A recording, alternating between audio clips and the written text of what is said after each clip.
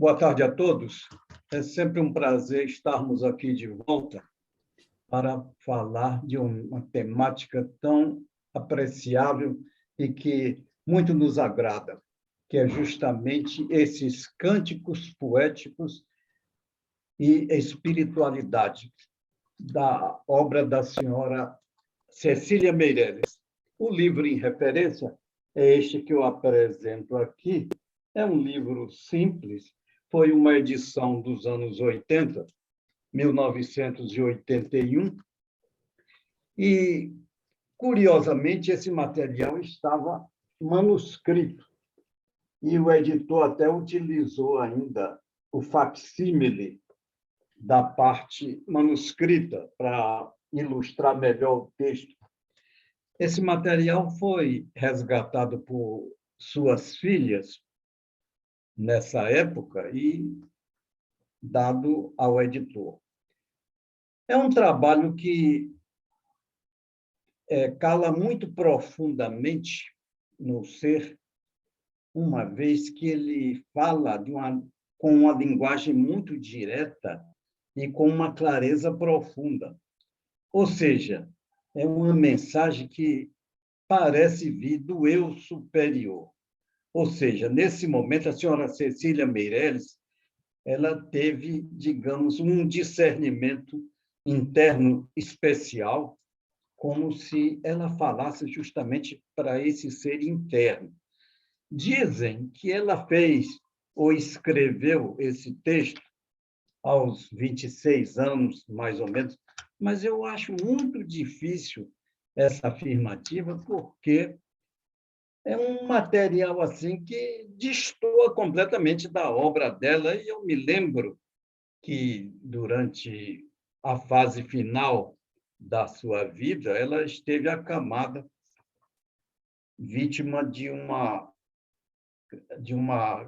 enfermidade cancerosa. E eu imagino que ela, no leito de morte, pode ter tido essa clareza e essa perspectiva e essa visualização. Mas isso não importa, porque, verdadeiramente, o que devemos nos deter na riqueza do texto. Nós já apresentamos a parte inicial, porque o trabalho todo se compõe de 26 poemas, e apresentamos naquela inicial palestra os 9 iniciais. Hoje partiremos do 10º, mas eu antes pediria ao Jorge para colocar a introdução, para deixarmos mais claro ainda essa nossa perspectiva em relação a esse trabalho da senhora Cecília Meirelles. Muito bem. Nessa introdução, nós vemos o seguinte: o presente livro de Cecília Meirelles, intitulado Cânticos, é uma obra póstuma, deixada ainda em forma manuscrita pela autora, com títulos numerados em algarismos romanos de 1 a 26. Esse material foi fornecido aos editores por suas filhas, herdeiras do acervo literário, após o desenlace corporal da poetisa. Desde logo, percebe-se um estilo imperativo, incisivo e direto, que apresenta uma visão oculta da vida, uma experiência intuitiva diferenciada do mundo empírico sensorial da experiência humana corriqueira.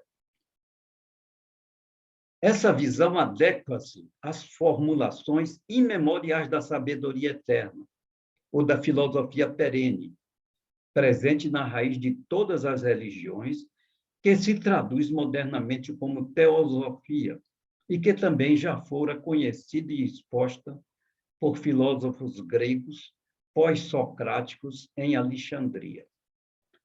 As reflexões e comentários anexos são uma tentativa de apresentar essa identidade oculta, esse ser eterno inerente à individualidade humana, circunscrito ao desconhecido mundo interior, que poderia ser acessível nos momentos de silêncio e recolhimento.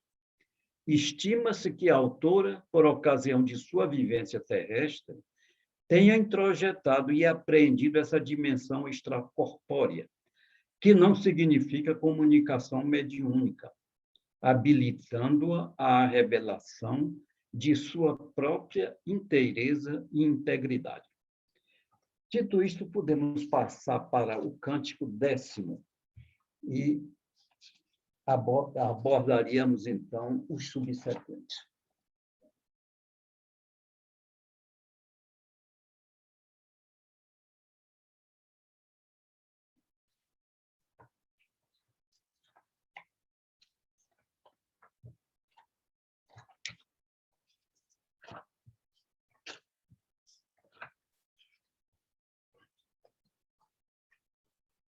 Bom, cântico 10º. Este é o caminho de todos que virão, para te louvarem, para não te verem, para te cobrirem de maldição. Os teus braços são muito curtos, e é larguíssimo este caminho. Com eles não poderás impedir que passem os que terão de passar, nem que fiques de pé na mais alta montanha com seus braços em cruz. Vejam só, isso denota uma sabedoria interna para nós que conceituamos a evolução da consciência. Devemos acreditar que existem pessoas que estão muito mais à frente de toda a nossa civilização atual, inclusive da nossa própria experiência. Então, esses seres especiais, quando atingem esse patamar de conhecimento, eles geralmente são rejeitados. E até aproveitaríamos para nos lembrar da senhora Blavatsky, como foi ela rejeitada pela sociedade da época, e só uns poucos conseguiram compreendê-la essencialmente. Mas eu faria a seguinte reflexão, e aí eu pediria ao Jorge para baixar um pouco onde está a reflexão. A humanidade, vista em conjunto, erra pelos caminhos da ilusão. Os que já a ultrapassaram não são reconhecidos e, às vezes, são vilipendiados e rejeitados pelas massas. Largo é o caminho das trevas da obscuridade coletiva. A ninguém é dado alterar o karma da humanidade, mas oferecer ilimitada compaixão, altruísmo, doação e sacrifício, como faróis iluminando a senda da ascensão. Quem se dispuser a seguir esse caminho não almejará a felicidade do mundo externo. Deverá conviver com o sacrifício pela verdadeira causa e com a incompreensão dos que não puderem conceituá-la. E aí nós ofereceríamos também o seguinte comentário que eu vou discorrer sem apresentar a leitura em tela. A vida oferece múltiplas circunstâncias para a segura escolha da trilha que conduz à ascese espiritual. Mas a humanidade é permeada por heterogênea compreensão e escasso discernimento à correta direção. Em ambiente de adversa interação humana, seguidamente, o panorama evolutivo sofre severas e incompreensíveis restrições e óbices. Assim sendo, o amigo de hoje pode facilmente converter-se no adversário de amanhã, certamente estimulado por escusos interesses ou incongruentes emanações de egoísmo ou inveja. Em determinados lapsos temporais, isso pode representar forças unidas antepondo-se à eficiência evolucional, desafiando ou guerreando contra o próprio, entre aspas, bem, principalmente quando o pretenso opositor propugna a verdadeira e positiva corrente de ações regeneradoras que enriqueçam a sociedade de valores imperecíveis. Essa é uma luta difícil e desigual, travada pelo egocentrismo, muito além do entendimento terrestre, que não lhe pode determinar as origens, perdidas nas noites esquecidas de tempos não sabidos, a exemplo do que foi vivenciado pelo próprio Cristo. De outra forma, o aspirante individual ao caminho comumente sofre o assédio de poderosas forças antagônicas, como atestar-lhe a inteireza e o equilíbrio, que também consiste em não oferecer resistência a elas, insistindo na amorosa ação, sob quaisquer circunstâncias. Jesus pôde até constatar que largo é o caminho que retém a consciência humana na perda e na ilusão, mas é livre a individual escolha de cada um. E aí passaríamos para o canto 11º.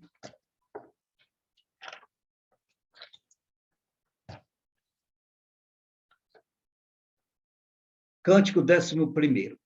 Vê formarem-se sobre todas as águas, todas as nuvens, os ventos virão de todos os nortes, os dilúvios cairão sobre os mundos. Tu não morrerás. Não há nuvens que te escureçam, não há ventos que te desfaçam, não há águas que te afoguem. Tu és a própria nuvem, o próprio vento, a própria chuva sem fim. Isso aí é um convite à conceituação da verdadeira vida, essa vida interna que nós não temos acesso imediato. Eu diria que isso aí é uma coisa, e até o grande filósofo italiano Pietro Baldi designa como monismo cósmico. Então, a consciência, nesse patamar de visualização, ela se sente invulnerável verdadeiramente, porque o mundo das evidências físicas e emocionais e mentais, ele fica para trás. A consciência, nesse patamar, ela experimenta a liberdade. E isso é o que os iogues também preconizam, através dos êxtase, que é chamado do sânscrito de samadhi. Então, a yoga justamente leva o discípulo para esse patamar de experiência. Mas nós poderíamos oferecer a seguinte reflexão. Existe um mecanismo cíclico orientado operando na manifestação, que atende ao equilíbrio e à evolução, repercutindo nos planos de maior densidade. A consciência imortal, beneficiária desse processo, com seu suporte em mundos superiores, persiste incólume em sua marcha ascensional. Assim, coexiste com todas as vidas formas que também representam a presença unificada da vida universal. Esta vida-consciência, o verdadeiro escopo do ser, está acima de quaisquer turbulências espaço-temporais. Para compreender essa proposta, é necessário focalizar a realidade íntima, extrasensorial e transcendental, que não pertence ao mundo impermanente. E aí poderíamos também arriscar um comentário que fale mais perto da nossa experiência do mundo. O contexto geológico do planeta, que abriga o ser humano, evidencia extrema instabilidade geográfica em sua mutável superfície, ou em seu composto amálgama de internos elementos, não obstante sua idade decorrida em bilhões de anos, isso naturalmente focalizando o planeta Terra. Por trás disso, prosseguem os insondáveis ciclos manifestos da vida, desafiando a inteligência inquiridora frente ao mistério das idades, do eterno e do infinito. O homem revela-se pequenino perante tamanha grandeza, mormente pela perene incerteza dos futuros dias. Vêm-lhe à mente os registros dos ontens, de explosões ou incêndios, cataclismos e vulcões, ou águas avassaladoras que lhe subtraem o sossego. Contudo, se esse homem desconhecer o medo, poderá restar-lhe o simples abrigo de si mesmo, em comunhão, ensaiando os acordes do eterno, ouvindo a voz do silêncio. E saberá de sua íntima grandeza, muito além do conhecido, onde jamais poderá ser alcançado por periféricos fenômenos do mundo. O homem, enfim, descobrir-se-á em consciência além do corpo, da forma, das dores, da finitude e da incerteza, na dimensão da íntegra fraternidade, ou inteireza da vida e do ser, vivendo a liberdade, a vívida natureza, sem começo e sem fim. Evidentemente que isso é uma proposta de realização a que todos nós estamos encaminhados. E eu, como disse, a yoga, por exemplo, é um dos caminhos para atingir esses patamares. Aí poderíamos, então, passar para o cântico 12º.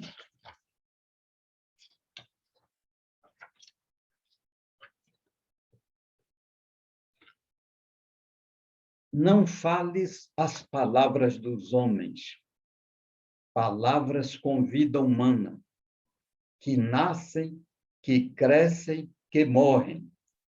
Faze a tua palavra perfeita. Dize somente coisas eternas. Vive em todos os tempos pela tua voz. Sê o que ouvido nunca esquece. Repete-te para sempre, em todos os corações, em todos os mundos. Vemos que essa é uma proposta também de alto valor consciencial, ou seja, num patamar muito avançado. E assim poderíamos oferecer a seguinte reflexão: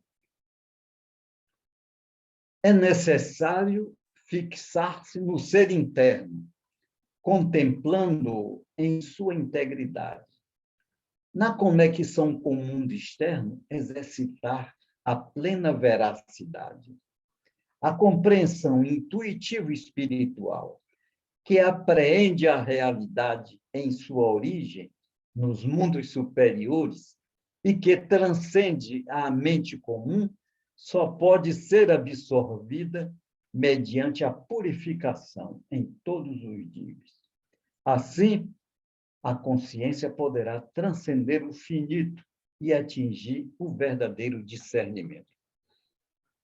Assim, nós vemos que isso é uma proposta evolutiva avançada, não é coisa para realizar-se no final de semana ou até numa encarnação. Isso aí independe de tempo e espaço. É uma proposta ampla de conscientização do real. Isso é o que todas as religiões pregam, principalmente o budismo. E aí faríamos um comentário mais próximo aqui do nosso dia a dia. Torna-se imprescindível uma profunda reflexão sobre a temática em apreço, principalmente quanto à palavra humana, em sua esfera menor, que pode simplesmente traduzir os enganos e as armadilhas do ego psicológico.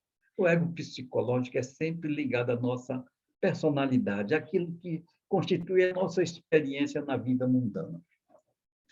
Em certos momentos de nossa história, um indígena teve a ocasião de exercer o cargo de deputado federal.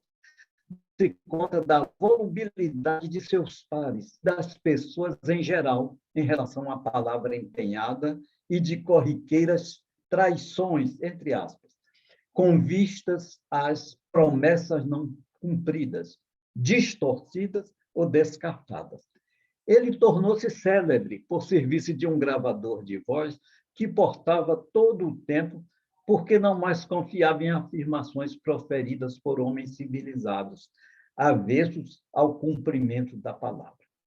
Por conta disso, vive-se um geral panorama de incerteza e descrença na sociedade, que diuturnamente oferece exemplos pífios de descompromisso com a veracidade. O autêntico ser humano precisa atender esse princípio urgentemente. Os estudos místicos e filosóficos orientais reservam enorme destaque às palavras, especialmente aos sons que delas resultem, e podem ser repetidos e seguidamente ensaiados. Outros tantos qualificados como sagrados. Destes, alguns são tão importantes e raros que não podem ser divulgados ao público. Portanto, o mistério da palavra pode envolver a dimensão eterna, a competência e a expressão de verdade e poder. O acervo inesgotável, reservado aos eleitos, cujo real símbolo é vedado à compreensão restrita do mundo ilusório. Nós estamos no mundo ilusório e nele vivemos e nele exercemos o nosso aprendizado. Mas é preciso que tenhamos, principalmente, discernimento. E é esse o esforço a que nos dedicamos diariamente, o que devemos fazer. Então, passamos para o cântico 13º. Renova-te, renasce em ti mesmo, multiplica os teus olhos para verem mais. Multiplica os teus braços para semear estudo. Destrói os olhos que tiverem visto. Cria outros para as visões novas.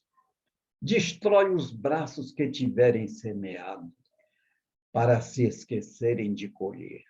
Ser sempre o mesmo, sempre outro, mas sempre algo, sempre longe e dentro de tudo. É uma proposta difícil, aliás, de difícil entendimento, porque isso aqui faz brotar a consciência do desapego profundo, porque nós estamos ligados à experiência mundana. E essa experiência, ela nos traz muita dificuldade de discernimento. Então, esse desapego do mundo é um esforço, ou melhor, é o esforço principal para essa compreensão profunda. E assim nós poderemos até oferecer uma reflexão a respeito, ou como uma síntese aí da mensagem que a senhora Cecília Meirelles nos oferece. A mente deverá ser dirigida pela vontade interna, em busca do autoaperfeiçoamento. Dessa forma, a consciência estará apta à expansão, mediante uma visão altruística plena. É imprescindível a não fixação em realizações pretéritas, que estimulem o culto personalístico. Exercer um rígido desapego. Da mesma forma, uma atenção constante ao presente, antevendo novas necessidades. Pelo trabalho realizado, não aguardar recompensa, nem admitir interesses pessoais nos resultados. Estar sempre alerta e apto a dirigir essa mudança, visando ao trabalho construtivo, tendo como meta o bem comum e dando o melhor de si. Aí poderíamos oferecer um comentário rápido sobre esse poema que eu considero muito especial. O incessante movimento da vida e da consciência traduz-se em pleno sentimento de impulsão, um trabalho interno de busca e renovação com a eficiente e íntima ânsia de novos horizontes a serem palmilhados e vividos. Contudo, preliminarmente, seria desejável que o ser humano melhor conhecesse a si próprio, em todas as suas potencialidades, para que melhor avaliasse a sua ação no mundo e se redescobrisse partícipe na grande missão da vida e da fraternidade, com empenho máximo e fervor construtivo. Nessa nobre perspectiva, esquecer-se-ia de si mesmo, e a humildade seria sua maior bandeira, a par com um atento trabalho, sempre aperfeiçoado e criativo, para suprir prioritariamente as necessidades do mundo, sem imaginar compensações ou recompensas, e mantendo-se em afastado anonimato. Este novo homem encontraria o seu ideal maior de vida, vislumbrando e dividindo a felicidade em si, como cristalino espelho, refletindo aos outros a própria luz interna, partilhando, enfim, a existência íntegra do amor sublime, ou sublimado, colhendo os frutos do altruísmo pleno. Evidentemente, uma proposta também avançada, que está ao nosso alcance e que temos a potencialidade de realizá-la. Agora, a nossa dificuldade é que vai justamente ditar o nosso comportamento no mundo. E assim passaríamos ao cântico 14º.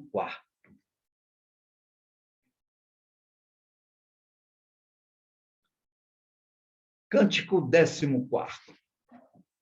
Eles te virão oferecer o ouro da terra, e tu dirás que não. A beleza, e tu dirás que não. O amor, e tu dirás que não para sempre. Eles te oferecerão o ouro além da terra, e tu dirás sempre o mesmo, porque tens o segredo de tudo e sabes que o único bem é o teu. Isso parece até uma coisa egoísta, mas é o contrário. É o pleno discernimento e a revelação em si de toda essa grandeza da vida e da consciência unificada e da grande fraternidade que é o mundo. Mas isso só é compreensível com essa dimensão monista cósmica da consciência do ser. E assim ofereceríamos a seguinte reflexão imediata do poema.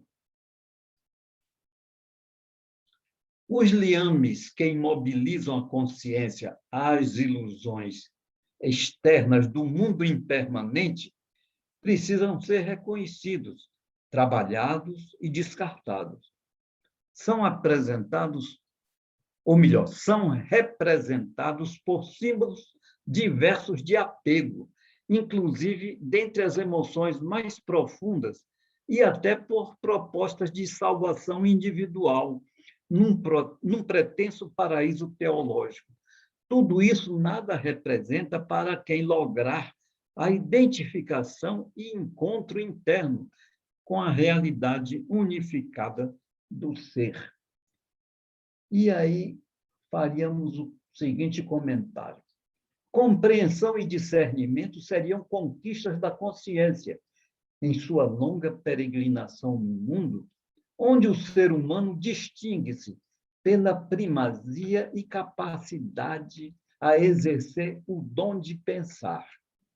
Entretanto, esse mundo acessível ao homem caracteriza-se também pela instabilidade, onde os terrenos tesouros são suscetíveis de desgaste e extinção. E o próprio tempo contribui para esse final entendimento. Mas a quase totalidade dos seres pensantes assim não conclui, e seus maiores esforços direcionam-se a cercar-se desses efêmeros valores, viver o conforto mundano e até mesmo promover disputas para subtraí-los de seus iguais.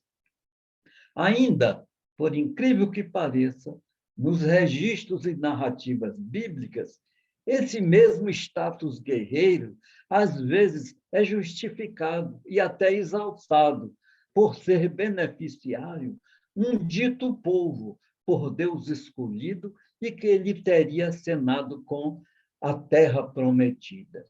Quem assim pensar e concluir, merece, sim, a prometida terra, para nela estabelecer-se pelo tempo que se tornar necessário. Porque o verdadeiro tesouro, já o disse o próprio Cristo, dispensa qualquer compromisso com este controvertido mundo. E ele, o Cristo, possuía e guarda em seu próprio ser o segredo de tudo, presente em seu coração, quando solenemente afirmou: eu e o Pai somos um. Poucos o compreendem até hoje. E assim partiríamos para o cântico 15º.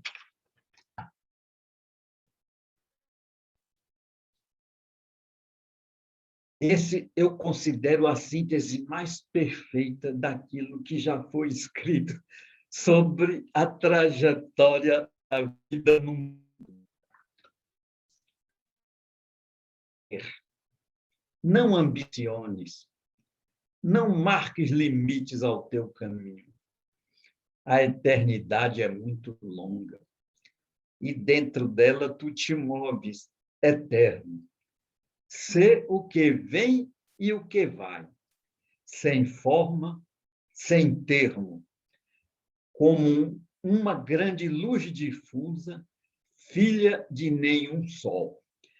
Olha, nesse cântico, ela chega a nos ligar à consciência absoluta do mundo. Eu até me lembro daquilo que os indianos, ou os estudiosos mais profundos, dizem que tudo é Brahman.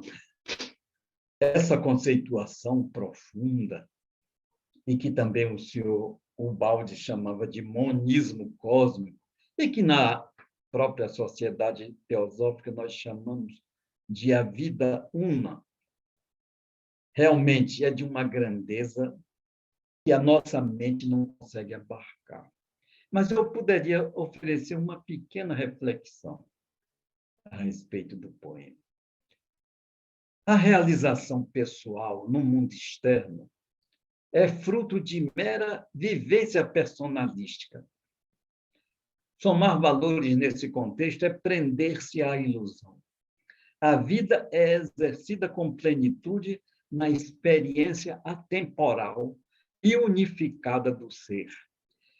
Nesse mundo abstrato, a vida prossegue em sua incessante marcha, tendo a consciência como um referencial intrínseco. O mundo interno transcende a manifestação e tem suas raízes no absoluto.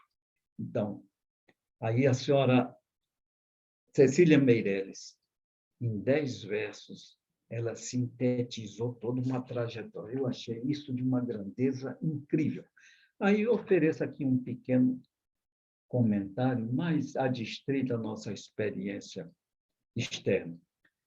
Eu pediria, aliás, eu vou ler o comentário.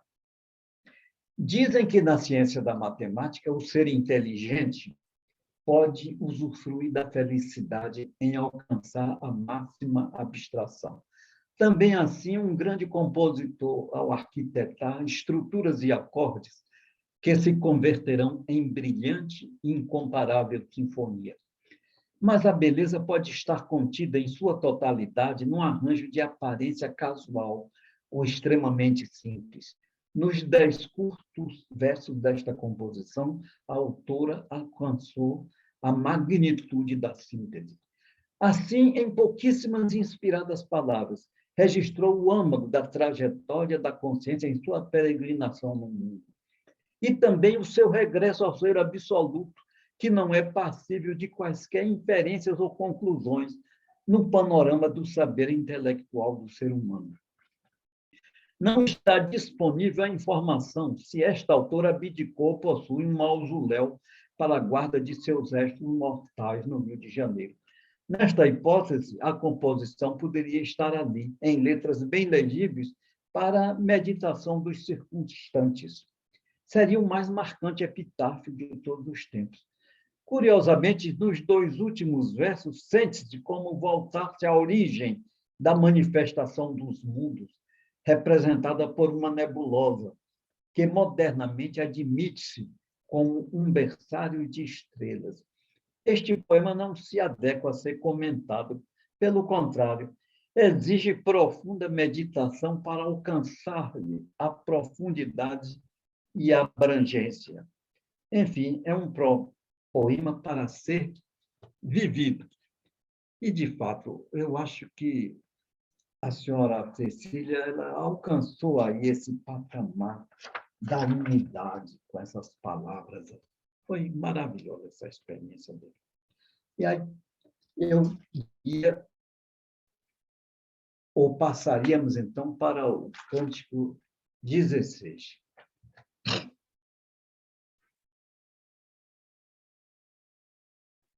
Tu ouvirás esta linguagem simples, serena, difícil. Terás um encanto triste, como os que vão morrer, sabendo o dia. Mas intimamente quererás esta morte, sentindo-a maior que a vida. Isso é como se fosse até a continuação daquelas palavras anteriores, quando a consciência é imbuída daquela certeza e daquela plenitude, não conceitue mais a vida da Terra, porque isso aí passou.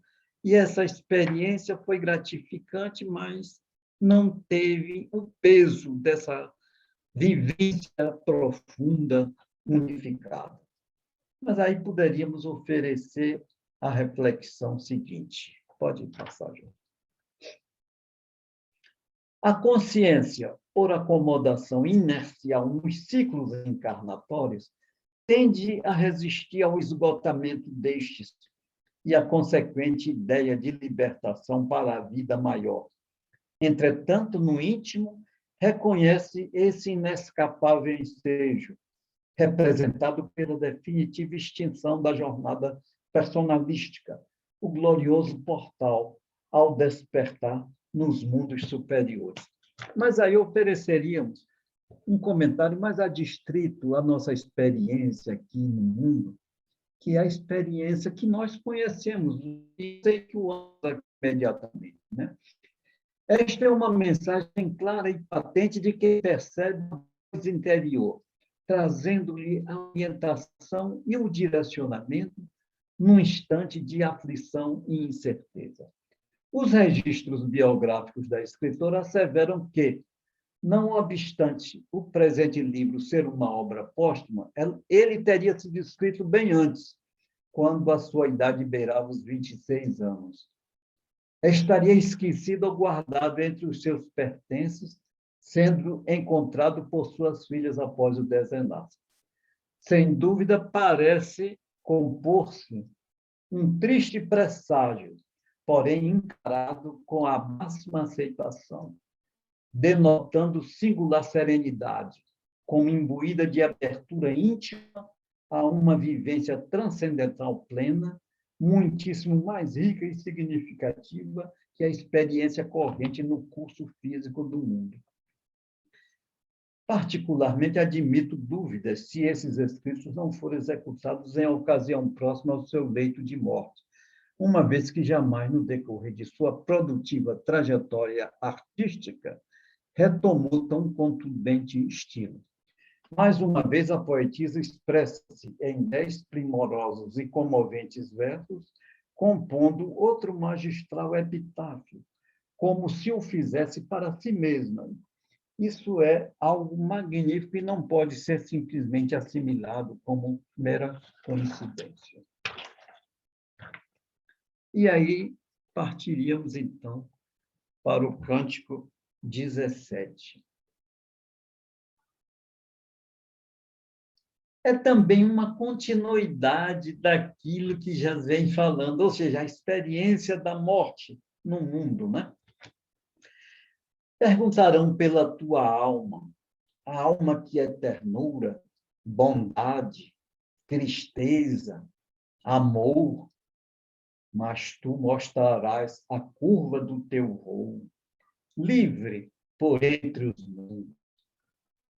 E eles compreenderão que a alma pesa, que é um segundo corpo, e mais amargo, porque não se pode mostrar, porque ninguém pode ver. Vejam só, nós estamos nesse mundo de ilusão, e por mais que tenhamos alguma capacidade de pensar nessas mensagens maiores, mas a nossa inteligência ela também é prejudicada, porque nós não temos referenciais mais conclusivos dessas esferas superiores. Então, para nós também isso é um mistério, e assim como para toda a humanidade em geral. Então, nós temos os nossos apegos, isso é o que nos mostra o mundo. E assim nós teríamos um tipo de reflexão. Pode passar a reflexão, Jorge. O mundo dos sentimentos circunscreve-se ao contexto sutil, com seu respectivo veículo de emoções, que compõem a personalidade. Esse segmento da alma diferencia-se do ser espiritual, ou do ego reencarnante, que integra o eu superior. Nos ciclos comuns de nascimento e morte, a alma ainda milita na ilusão, presa à condição de morte e renascimento. Mas seu inexorável destino é a liberdade, ao fim da peregrinação terrestre. E aí nós faríamos o seguinte comentário. Aqui disponibiliza-se um enfoque mais particularizado do registro anterior, após o desenlace corpóreo, em meio às emoções presentes, onde se patenteia as qualidades pertinentes àquele que parte para a dimensão desconhecida. Mas esse presumível postulante expressa tranquila aceitação e acatamento, com a necessária compreensão para um novo instante, que pertence aos naturais ciclos da própria vida. Também assimila o sofrimento, as perdas doloridas, expressas por entes queridos, que compõem os horizontes do mundo sensível, assim como o peso das emoções de apego e inconformismo, e a incapacidade de mitigá-los, pois a alma cumpre a sua inexorável rota para o repouso e o recomeço nos mundos invisíveis. Portanto, a morte, para quem corretamente visualiza o seu mistério, nada mais é que momentâneo retorno da consciência aos mundos superiores, até que se renove para nova proposta de aprendizado no mundo. E dado ao adiantado da hora, nós vamos encerrar desta vez no Cântico 18.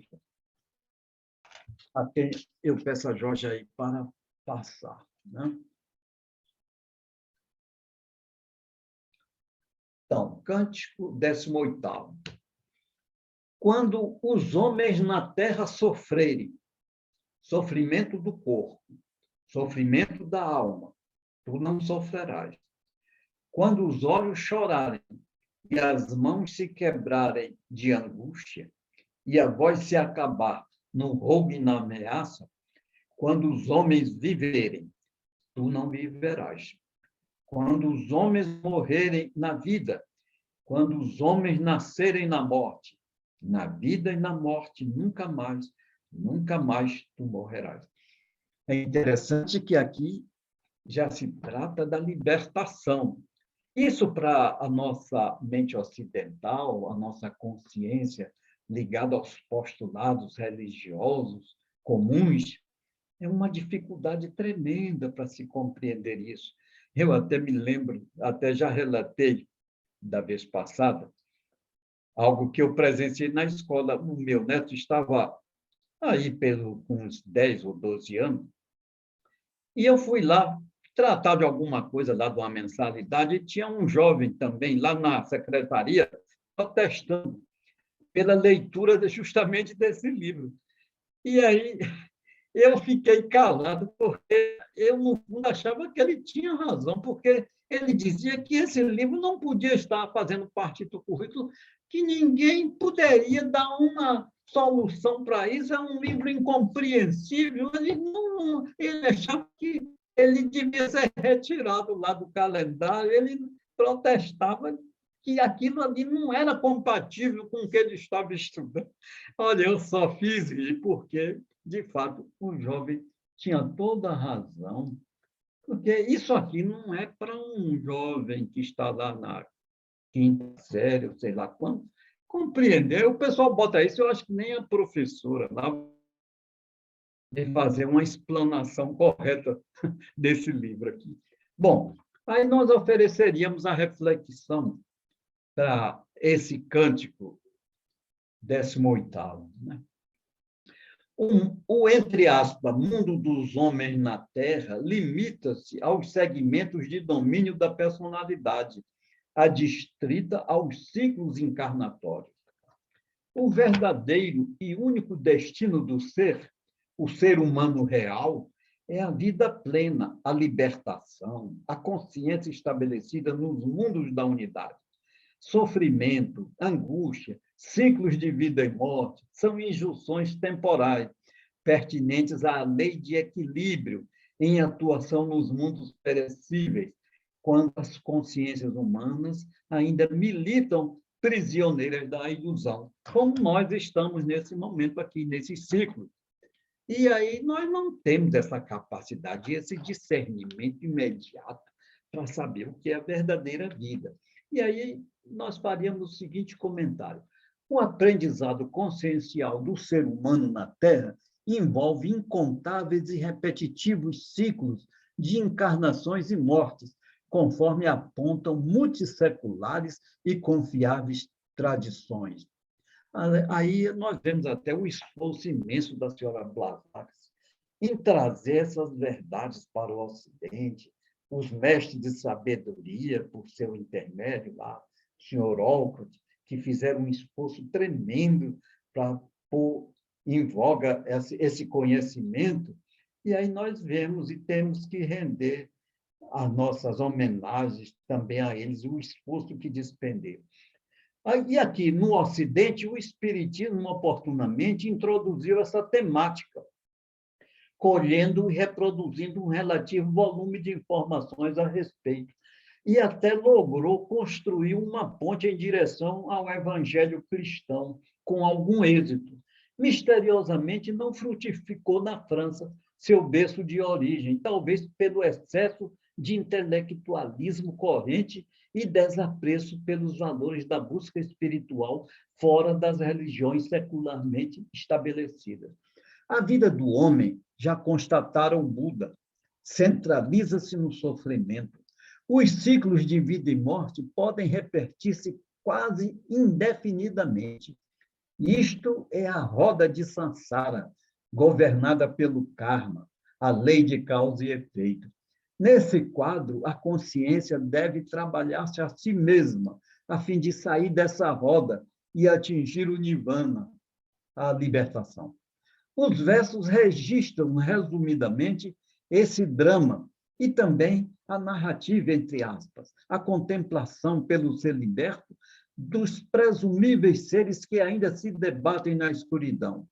Os libertos não mais estão sujeitos aos ciclos de nascimento e morte. Enfim, é rico o manancial de estudos filosóficos espirituais nas tradições orientais e a autora certamente valeu-se desse conhecimento. E assim, meus irmãos, eu encerro por hoje e prometo voltar com os restantes, né? Porque realmente é um manancial riquíssimo, resumido assim em umas mensagens diretas e plenas e que expressam tudo aquilo que a gente vem estudando e se esforçando por compreender ao longo da nossa trajetória. A teosofia, a sociedade teosófica, com sua imensa, hoje, literatura disponível, nos facilita bastante todo esse trabalho e essa compreensão. Mas uma autora que, presumivelmente, não se ocupou dessas filosofias, no entanto, traz um manancial, uma síntese perfeita de toda essa sabedoria. E assim eu encerro por essa tarde e fico à disposição para alguma pergunta, se me for possível responder. Agradeço antecipadamente a atenção de todos.